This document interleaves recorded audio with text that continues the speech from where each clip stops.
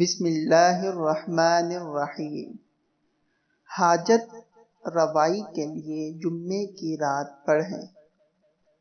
اگر کوئی ایسی جائز حاجت جس کی جلدی پورے ہونے کی خواہش رکھتا ہو، جس کے بارے میں وہ بہت زیادہ کوشش و جد و جہد کر رہا ہو، تو اسے چاہیے کہ وہ جمعے کی رات کو نماز عشاء کے بعد 4 رکعت نفل نماز اس طرح سے پڑھے کہ ہر رکعت میں سورہ فاتحہ کے بعد 21 مرتبہ آیت کریمہ لا الہ الا انت سبحانک انی کنت من الظالمین پڑھے۔